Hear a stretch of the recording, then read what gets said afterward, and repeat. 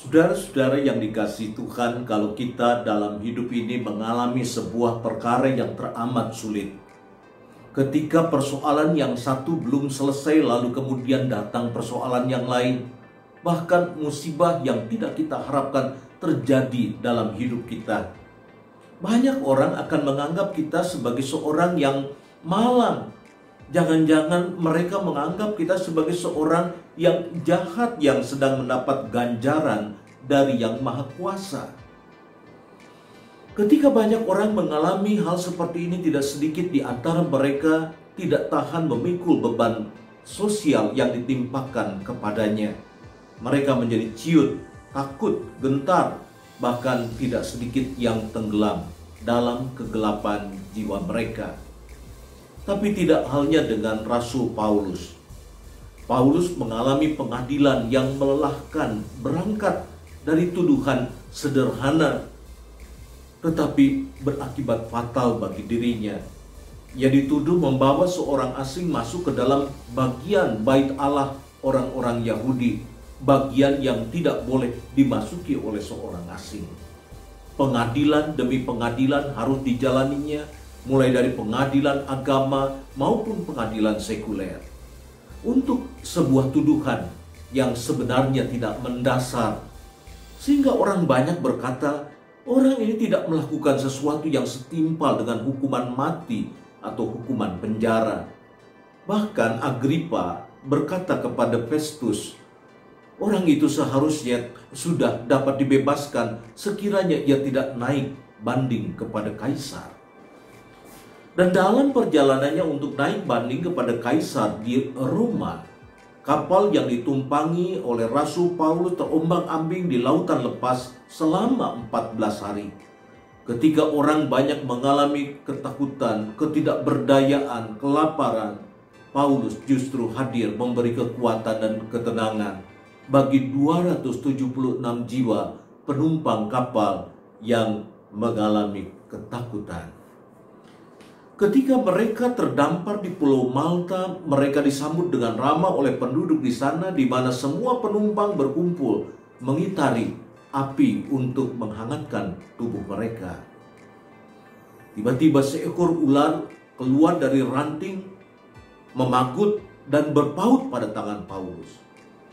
Saudara-saudara, dalam keadaan seperti ini, orang-orang di sekitar Paulus berpikir, orang ini pastilah pembunuh.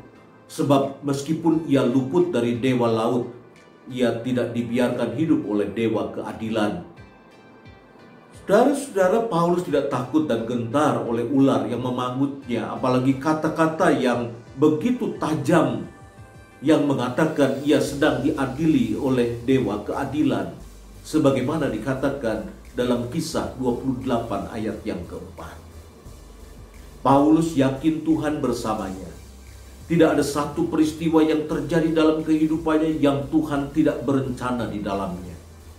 Lalu Paulus mengibaskan ular yang terpagut di tangannya itu, dan Tuhan menyatakan kasih dan pemeliharaannya kepadanya. Paulus tidak mengalami bagian-bagian bengkak pada tubuhnya, apalagi ia mengalami kematian yang sepertinya diperkirakan oleh orang-orang yang ada di Pulau Malta. Ketika kematian tidak sanggup merenggutnya, orang banyak yang tadinya menyangka Paulus seorang pembunuh tiba-tiba berubah dan berkata, mestilah ia seorang dewa. Kisah pasal 28 ayat yang ke-6. Musibah yang datang tiada henti. Bagi seseorang bisa berarti akhir dari segalanya. Tapi bagi setiap orang beriman bisa berarti sebuah alat di tangan Allah untuk menyatakan kehadiran dan pekerjaannya dalam hidup kita.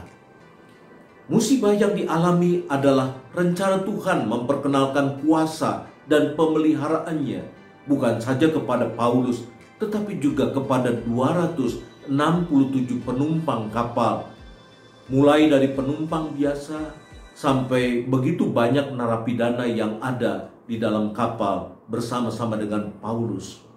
Bahkan untuk penduduk Pulau Malta yang mendapat kasih karunia pemberitaan Injil, maupun kuasa kesembuhan yang dialami oleh mereka.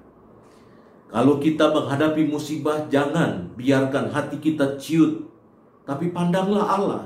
Allah sedang berencana di dalamnya, mau memakai kita sebagai bagian dari pekerjaannya yang ajaib. Dalam Kisah pasal 27 ayat 24, ketika Paulus bersama 267 penumpang kapal dilanda ketakutan, diombang-ambing ombak yang begitu mengerikan, Tuhan berkata kepada Paulus, "Janganlah takut Paulus, engkau harus menghadap kaisar.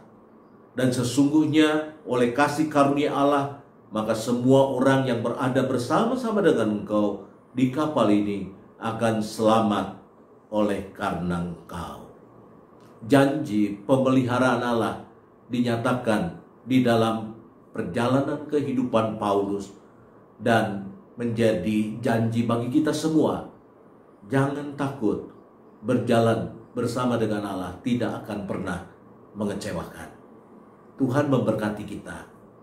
Amin.